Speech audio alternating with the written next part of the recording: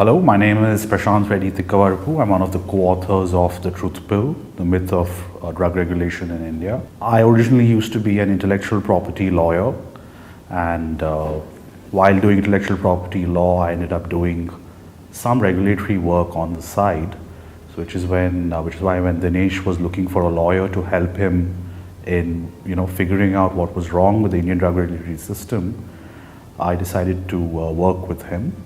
So I started off as a lawyer in 2015, and over the course of the next few years, we just collected so much information on what was the problems with Indian drug regulation that we thought it would be a good idea to put it together in a book, which we could then put it out there and share it with other people interested in the topic, and which is why the book was finally written.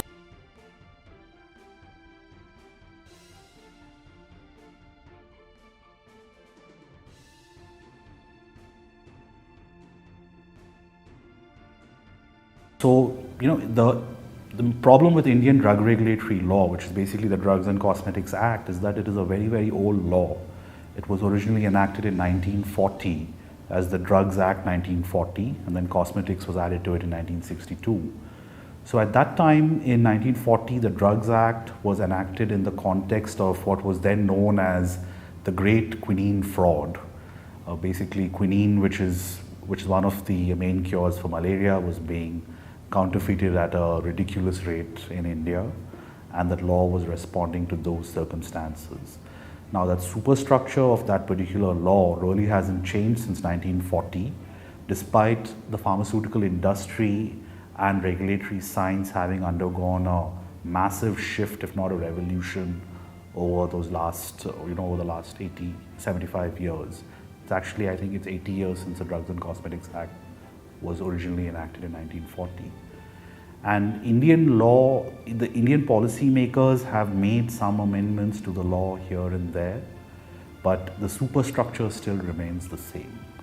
So for example, while the rest of the world looks at manufacturing processes of pharmaceutical companies, our regulatory system still focuses on the end products that come out, which is a less efficient, less rigorous method of regulation.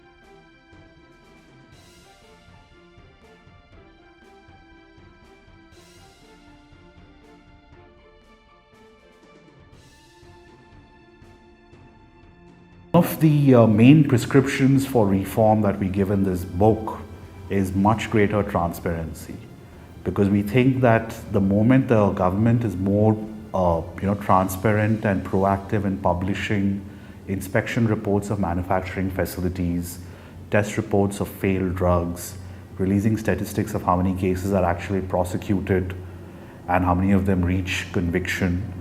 Once that information is out there, we're quite confident that journalists and regular citizens will start taking note of these issues, and that will build the steam required for change.